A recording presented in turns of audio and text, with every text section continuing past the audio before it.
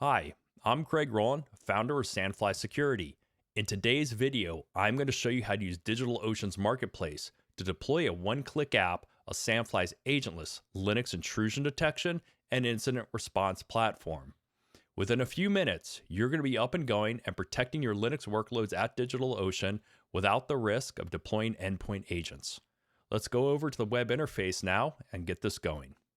Okay, I fired up the browser and we've headed over to marketplace.digitalocean.com. And in the search box, I simply typed in the word Sandfly, and that brought us over to our marketplace application page. This has basic information about our product as well as the current version. And we also have helpful links to our website and to our documentation, which is located at docs.sandflysecurity.com. We recommend you read it because it has a lot more in-depth information than what we could cover in this tutorial today.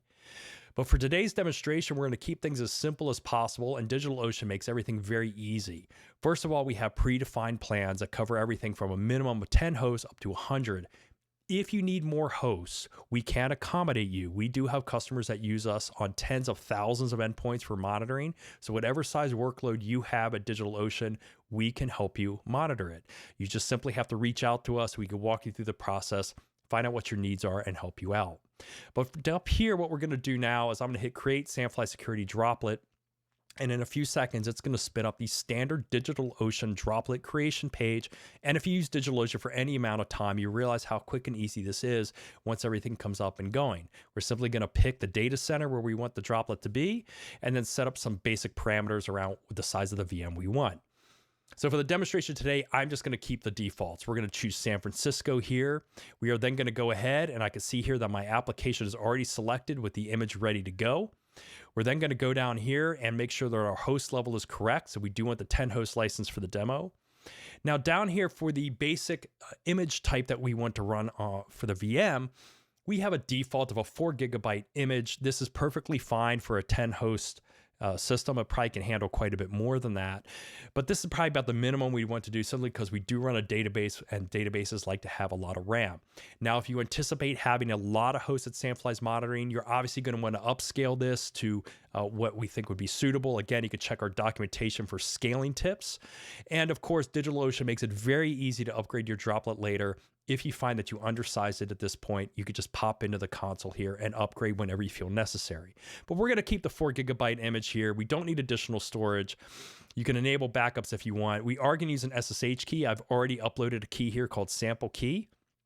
We're going to rename this from the very long name here to simply Sandfly Security Server. And at this point, I can put down any tags. I can move it into whatever project area I want to use. And we're going to hit Create Droplet and go.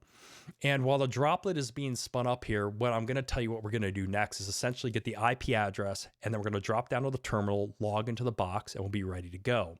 And we're going to take a break here, let the droplet finish spinning up, and we're going to come back and do that.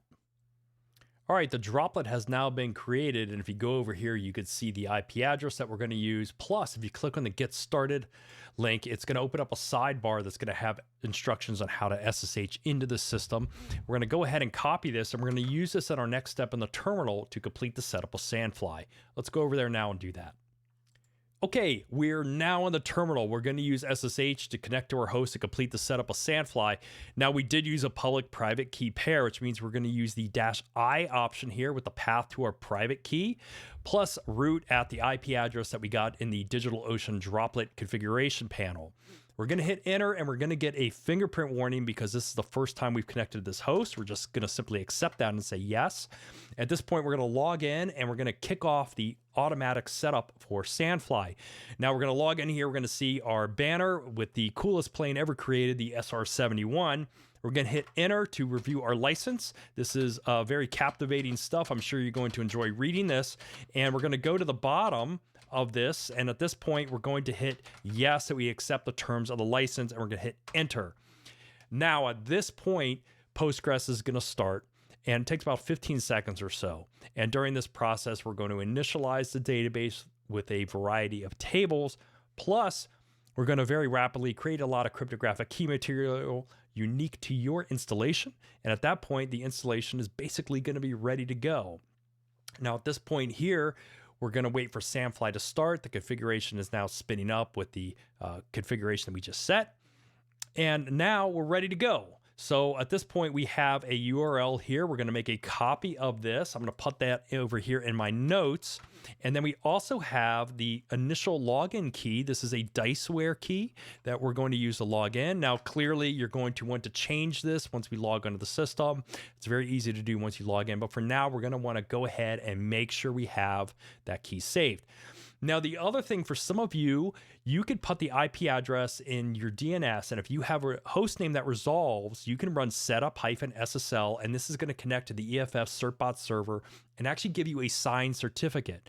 Now, if you have your own certificate authority you'd rather use, that's fine too. Go to docs.sandflysecurity.com, search for the word certificate, and we go over all the procedures in order for you to load your own certificate into the system. For today's demonstration, we are not going to use a signed certificate. I'll explain later what that means, but essentially we're not going to go through the hassle of setting up the DNS, but this is probably something you want to do is have a signed certificate. Now, if, for instance, you cleared the screen and you didn't write down the password, all is not lost. It's actually on the system, and we go to cat opt, Sandfly, setup under bar data, and then we're going to do admin password.txt. We're going to cat that out, and the password is there again. Again, you're going to want to change the password, but just in case you cleared the screen and you lost it, you can still get this password here and you can log in like normal. All right, so we're set up and ready to go. Let's go back into the browser, log into the user interface, and finish this. Let's go.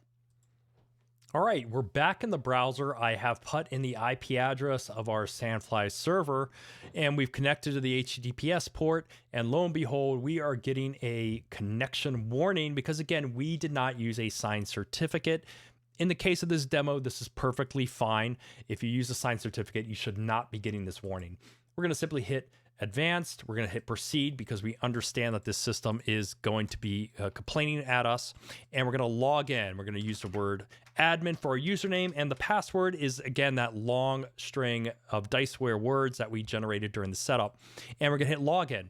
At that point, we're going to drop into the dashboard, and that's it. Sandfly is ready to go. So you're going to want to check out our other videos where we show you how to add credentials, add hosts, do threat scans for Linux security threats that might be happening on your workloads, plus track SSH keys, do drift detection, password auditing, and a lot more. So that is how to do the basic setup of Sandfly at DigitalOcean from the marketplace. DigitalOcean is a great platform, simple and very reliable to use. We hope you enjoy using Sandfly. If you have any questions, please reach out to us. You can go to support.sandflysecurity.com. We also run a Reddit forum. We have YouTube channels where you can leave comments as well. And we're happy to answer any questions and help you out where you need it. So I'm Craig Rowland, founder of Sandfly Security. Thanks again for watching this video. I hope you enjoy using our product, and we'll catch you again soon. Goodbye.